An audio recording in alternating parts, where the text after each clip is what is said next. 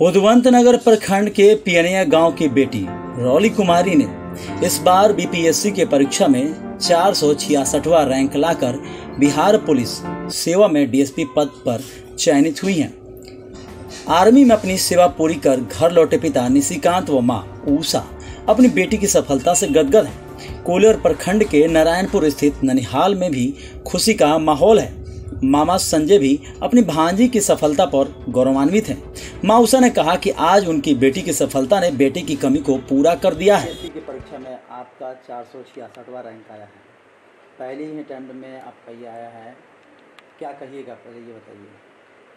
पहले तो विश्वास नहीं हुआ कि फाइनली जो 2 साल से मेहनत कर रही थी मैं उसका फल इतनी जल्दी मिल जाएगा और बहुत खुशी हो रही है। और स्पेशली अपने माता पिता के सपना पूरा करने पे और विश्वास नहीं हो रहा है मुझे। एक बात बताइए, जब आपने ये परीक्षा दिया, एक तरीके से आप काफ़ी छोटी हैं, आपका एज जो था पूरा हो गया था कि हाँ, नहीं एज उसी टाइम जस्ट 2 महीने पहले मेरा एज पूरा हुआ था। मैं 2 महीने पहले बस 22 साल की हुई थी फॉर्म के निकलने से पहले। तो अब पहले तो काफ़ी खुशी है, ये तो बहुत खुशी की बात है। कैसा तैयारी रहा, कितना मेहनत लगा? क्योंकि कई लोग सोचते हैं कि बहुत आसान होता है इस तरीके का तैयारी वगैरह को लेकर।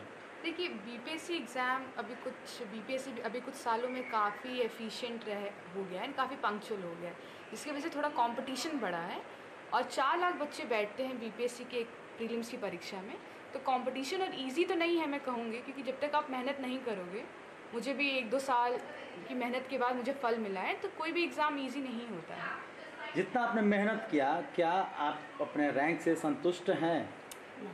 रैंक से उतनी संतुष्ट नहीं हूँ, पर ठीक है, जो पोस्ट मेरे को चाहिए थी वो मुझे मिल गई है, तो मैं अपने पोस्ट से ज़्यादा संतुष्ट हूँ। यानी पोस्ट से संतुष्ट हैं आप? एक तरह के ग्रामीण परिवेश से बिलोंग करते हो आप लोग, आपके पिताजी हों या आपकी माताजी हो, आपके ननिहाल हो या आपके ददियाल, तो ग्रामीण परिवेश में इस तरीके का तैयारी करना कितना चुनौतीपूर्ण होता है? पीछे का मैं लकी थी कि इस मामले में मुझे, भले ही मैं ग्रामीण एक गांव से आती हूँ, बट मेरे पिताजी ने मुझे दिल्ली में रखा और मेरी स्कूलिंग भी हमेशा बाहर है, क्योंकि मेरे पिता आर्मी में थे, तो हमें बाहर रह के ही पढ़ाया गया, मेरे को मेरी बहन को। मैंने अपनी ग्रेजुएशन भी दिल्ली यूनिवर्सिटी से कंप्लीट किया और ग्रेजुएशन के बाद में 2 साल दिल्ली में रह के मैंने इसकी तैयारी करी थी। एक बात बताइए, जो यूपीएससी बीपीएससी की तैयारी करते हैं, उनकी तैयारी करने के लिए क्या मूल मंत्र होना चाहिए? क्योंकि जिस तरीके का आज इस समय में ज़्यादातर लोग सोशल मीडिया को ही अपना ज़िंदगी बना लिए हैं, रात दिन सोशल मीडिया पर लगे रहते हैं, तो क्या सोशल मीडिया और ये गैजेट्स वगैरह इस्तेमाल करना उतना फ़ायदेमंद है या फ़ायदा नहीं करता इसके लिए? देखिए, आज मेरे हिसाब से इतना कंपटीशन बढ़ गया है, सोशल मीडिया जैसे टेलीग्राम में काफ़ी बीपीएससी के ग्रुप्स हैं, जो कि जिसने मुझे एक्चुअली काफ़ी हेल्प करी। तो सोशल मीडिया को यदि आप अच्छे तरीके से इस्तेमाल करेंगे तो आपका फ़ायदा ही करेंगे, पर वही यदि आप पूरे दिन उस पर लगे रहेंगे तो कोई भी चीज़ एक्सेस में आपको नुकसान करती है। तो थोड़ा कंट्रोल रखिए, क्योंकि मैंने खुद पिछले 2 साल से अपना फेसबुक ये सब डीएक्टिवेट किया था, व्हाट्सएप से भी गायब थी। मेरे दोस्त लोग काफ़ी मुझे कंप्लेन करते थे, मैंने बोला नहीं, जब तक मेरा एग्ज़ाम नहीं, मैंने पढ़ा था कि कम से कम 2 साल तक यदि यूपीएससी बीपीएससी की जो तैयारी करता है, उसे तो 2 साल सोशल मीडिया से एकदम दूर रहना होगा। इस तरीके का मतलब कि आपने भी इस रूल को फॉलो किया? क्योंकि कई लोग सोचते हैं कि पढ़ाई लिखाई के साथ अपना दूसरा भी काम कर लें, तो जिस तरीके से आपने पढ़ाई किया, तो पढ़ाई में सबसे अहम क्या रहा? किस तरीके से पढ़ने का तरीका क्या रहा? क्योंकि हमारे यहाँ बहुत सारे लोग ये होते हैं कि जब पढ़ाई करते हैं तो उन्हें समझ में नहीं आता क्या पढ़ना है क्या नहीं पढ़ना, सभी चीज़ों की तैयारी करते हैं और किसी मुकाम पर वो नहीं पहुँच पाते हैं। देखिए, आपने ना एक बहुत अच्छी बात यहाँ पूछी मुझसे कि क्या पढ़ना है क्या नहीं पढ़ना है। बीपीएससी में यही एक जो भी एस्पिरेंट है बीपीएससी एस्पिरेंट, उसको यही समझना पड़ेगा कि बीपीएससी कहाँ से क्वेश्चन उठाती है और हमें क्या चीज़ पढ़ना है क्या चीज़ नहीं पढ़ना है। हमको गधे वाला काम नहीं करना, हमको स्मार्ट वर्क करना है। आप स्मार्ट वर्क करिए, भले आप 8 घंटे पढ़िए, 6 घंटे पढ़िए, बट वो पढ़िए जहाँ से बीपीएससी क्वेश्चन ज़्यादा पूछता है। और वो आपको कैसे पता चलेगा? प्रीवियस ईयर क्वेश्चन इवैल्यूएट करने पे। अब 3, 4, 5 बार प्रीवियस ईयर क्वेश्चन करिए, तब जाके अपनी स्ट्रैटेजी बनाएंगे। आप टॉपर्स की बात तो सुन लेंगे, पर जब तक आप खुद से मेहनत नहीं करेंगे, खुद से इवैल्यूएट नहीं करेंगे पेपर, तब तक आप बीपीएससी की नब्ज नहीं पकड़ पाएंगे। तो अब तो काफ़ी खुशी का माहौल है, बधाई का तांता लगा हुआ है, चारों तरफ से बधाई संदेश आ रहे हैं। आने वाले लोगों को क्या मैसेज दोगे, अपने जो अपने दोस्त मित्र हैं जो पढ़ाई कर रहे हैं, तैयारी कर रहे हैं, जिनका नहीं हुआ जो करने की तैयारी कर रहे हैं, उनके लिए आपका क्या सुझाव होगा? देखिए, मेरे हिसाब से यदि एक इंसान को यदि कुछ पाना है तो ऐसी कोई चीज़ नहीं है जो नहीं पा सके। वो अपने अंदर का जुनून जगाए रखिए, डिसिप्लिन में रहिए, हार्डवर्क करते रहिए, आप जो चाहेंगे आपको ज़रूर से ज़रूर मिलेगा। तो डीएसपी पद आपको, तो आपका मनचाहा पद मिल गया, लेकिन रैंक कम आया है, तो अब आगे किस तरीके से चलेगा अपना प्रोग्राम, या कोई भी आगे और बढ़ने की इच्छा है? हाँ, अभी तो मैंने आज तक कभी भी एक भी यूपीएससी के एग्ज़ाम नहीं दिया है, तो होपफुली मैं इसके बाद यूपीएससी की तैयारी में लगना चाहूँगी। तो घर में कैसा माहौल रहा आपके पढ़ाई के लिए, या आपके मम्मी पापा या आपकी बहन? देखिए, लास्ट ईयर कोरोना के टाइम पे मैं घर आ गई थी और मेरा 4 महीने बाद 5 महीने बाद ही मेरा मेंस का एग्ज़ाम था 65th का। तो मेरी पढ़ाई के लिए एक्चुअली मेरे पापा ने क्या नहीं किया, चेयर लेकर आए, टेबल लगवाया, रात भर मेरे लिए एसी लगवाया पढ़ने के लिए, कि नीचे नहीं एसी, अपने कमरे में नहीं, मेरे लिए कमरे में एसी लगवाया कि नहीं, मेरी बेटी अच्छे से सोए और अच्छे से पढ़ाई करे। बहन मेरी, पापा कोई ऊपर नहीं जाता था, टीवी नहीं देखते थे लोग, ताकि मेरा जो डिस्ट्रैक्शन ना हो। आपके घर में कौन कौन से लोग हैं ये पहले बता दीजिए। अभी मेरे यहाँ अभी आरा में मैं रहती हूँ, मेरे पिता हैं, मेरी माता जी हैं, मेरी बड़ी बहन है फिलहाल जो बैंगलोर में काम करती है, पर उसका भी वर्क, यानी 2 बहन और माता पिता। जी, 2 बहन और तो एक पुरुष प्रधान समाज में लोग कहते हैं कि लड़कियां हैं भाई, उनके घर में लड़के नहीं हैं, आपने तो सभी को मात दे दिया, उनके लिए क्या कहोगे आप, जिनके घर में केवल बेटियां ही होती हैं? देखिए, ऐसा कभी लगता था कि जब मैं कहीं जहाँ जाती थी, मुझसे पूछते थे लोग कि आप 2 बहनें ही हैं बस। तो मैंने बोला ठीक है, 2 बहनें हैं तो कौन सी बड़ी बात है। मुझे लगता है कि 2 बहनें हैं हम, तो मेरी बहन ने मुझे बहुत सपोर्ट किया है पिछले 2 सालों में। जब उसकी जॉब थी, मैं जब दिल्ली में रही थी, तो उसी ने मेरा खर्चा पानी उठाया है। और मेरे से पहले उसने एक्चुअली एक, वो भी इंजीनियर थी, उससे मुझसे पहले मेरे घर का, मेरे पिता का नाम रोशन किया। और आज मुझे अच्छा लग रहा है कि आज मेरे वजह से पापा इतने गर्व फील कर रहे हैं। तो मैं यही मैसेज दूंगी कि आप लड़कियों को आगे बढ़ने दो। मैं श्योरिटी देती हूँ कि लड़कों से भी आगे निकल के दिखाएंगे। क्योंकि कई बार देखने को मिलता है कि लोग बेटा और बेटी में अंतर करते हैं, और आज आपने ये साबित कर दिया कि कोई अंतर नहीं है। यदि चाहें तो बेटी को बढ़ावा दिया जाए तो आगे जा सकती हैं।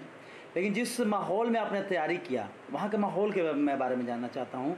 काफ़ी जिस तरीके से आपने देखा होगा कि बेटियों के साथ कई बार निर्भया जैसा कांड होता है, मन विचलित होता, परिवार के लोगों को डर रहता है। तो ऐसे माहौल में आपने तैयारी किया बाहर में रहकर, तो वो कैसा फीलिंग रहा, कैसा एक्सपीरियंस रहा? देखिए, जब मैं दिल्ली में थी और लाइब्रेरी जाती थी और कभी कभी रात भर पढ़ती थी, तो माता पिता सुबह उठ सबसे पहले मुझे कॉल करते थे, तू ठीक तो है, तू ठीक तो है। एंड हाँ, माँ बाप को तो डर लगा रहता है, पर हमको ये डर ठीक है, बट हमको ये शौक होना चाहिए कि उनका सिक्योरिटी हम बढ़ाएं, उनके पैरों में जंजीरें डाल के उनको घर पे ना बिठा दें। तो बहुत बहुत धन्यवाद रोली आपका। अब आपकी मम्मी सब कुछ पूछते हैं। ज़्यादा सर, आज आपकी बेटी जो है बेटों से बड़ा काम कर दी है, जैसे कि आप भी एक माँ हैं, आपको भी कई लोग कहते हो कि आपका कोई बेटा नहीं है। सर हम लोग कभी नहीं सोचे सर कि लड़का लड़की में क्या अंतर होता है। हमारा ये रहता ना कि जो भी है, लड़की भी है तो उसको अच्छा परवरिश दो, उसको कोई पाबंदी मत लगाओ, उसको नीडर बनो। कभी मैं अपने बच्चों को डर शब्द नहीं मैं इस्तेमाल करी हूँ कभी भी।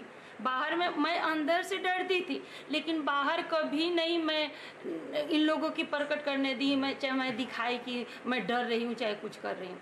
मैं बोलती आप ही के लड़की जैसा आप लोग समाज के लिए कुछ आप लोग करेंगे।